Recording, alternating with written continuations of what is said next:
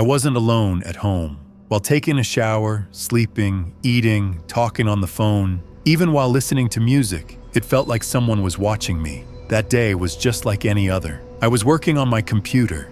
I realized I needed some coffee. I got up and went to the kitchen. I saw that half of my coffee was still there, yet I was certain I had finished it completely. I picked up the cup.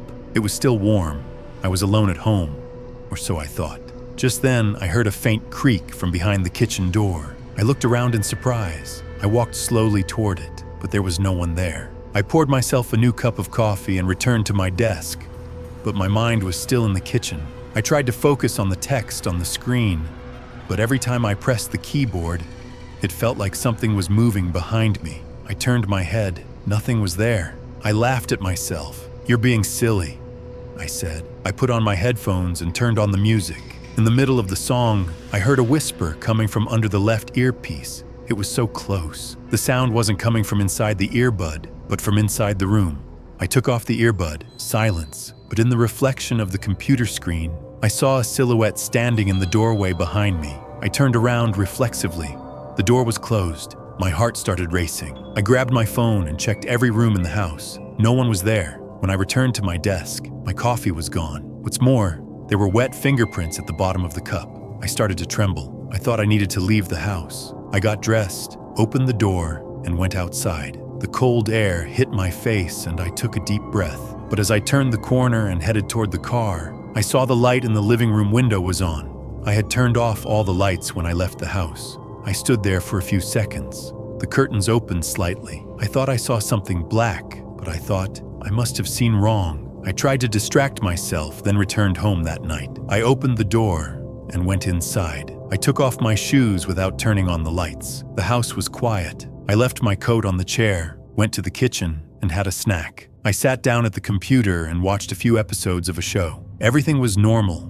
No strange sounds, no odd feelings. I took a deep breath. So it was just fatigue. But what I didn't know was I was still being watched. A few minutes later, I went into the bathroom. I turned on the light and splashed water on my face. That's when I heard it, a crunching sound, maybe coming from between the curtains. I froze. I slowly walked out of the bathroom. I headed toward the window.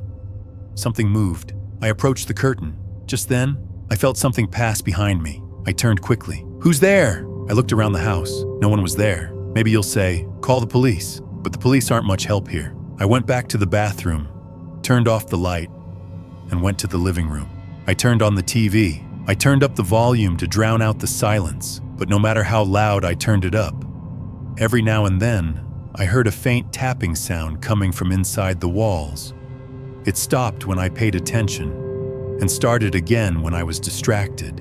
At one point, I realized the sound was coming from the kitchen. I walked there slowly, turned on the light. It was empty. It was time to sleep. I changed my clothes and lay down on the bed. I must have fallen asleep. At 3:27 a.m., I suddenly woke up.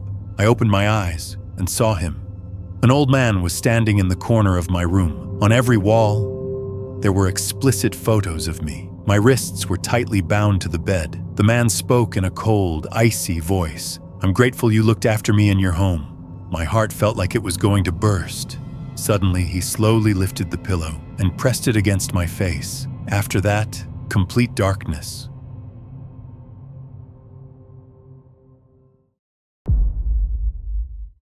It had been a few hours since I moved into the apartment, but I felt strangely uneasy. The loneliness of being alone in my room gnawed at me. A light breeze blew from outside, causing the curtains in front of the window to flutter slightly. I felt as if something was about to happen at any moment. I hoped I was wrong. The apartment building was old. The lights in the entrance were dim and flickering. A long corridor, metal-barred doors. The neighbors didn't know each other, and the corridors were shrouded in silence at night. Most people went home before evening. The only things that broke the silence outside were the wind, the rain, or the distant sound of cars. At first, the silence didn't bother me, but as the night progressed, I began to hear different sounds.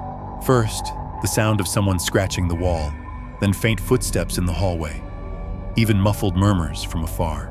I couldn't tell if it was real or imagined. I wasn't sure. Should I check? I looked at my phone. It was past midnight.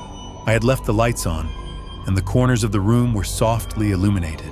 Just as I decided to go to bed, I heard that spine-chilling sound again from the other end of the room.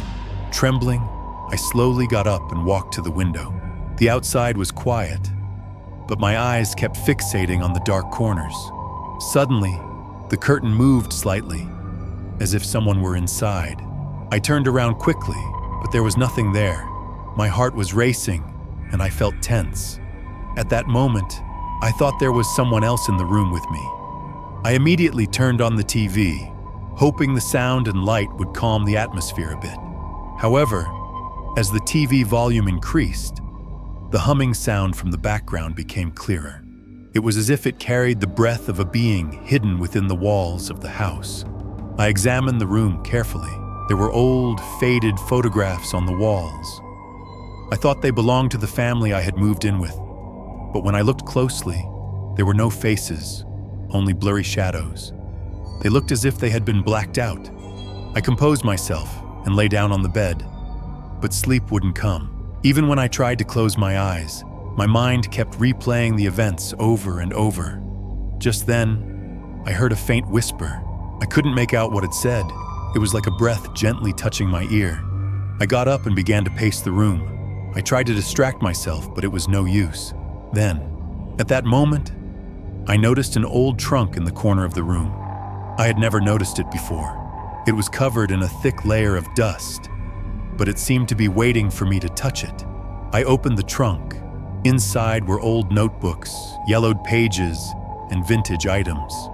I slowly opened one of the notebooks. The pages were filled with handwriting from years past. It told the stories of the apartment residents. The most terrifying part was that the reason everyone had disappeared was because of the darkness. A being called the Darkness was taking the apartment residents one by one. I tensed up. I took a deep breath and closed the notebook. I closed the trunk's lid and returned to my bed. But that night, I felt the entity's eyes on me. I barely made it through the night.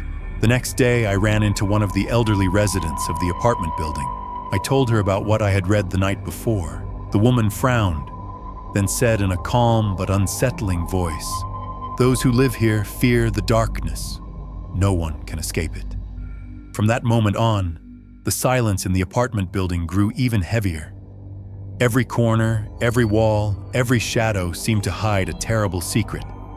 And I was no longer just a tenant.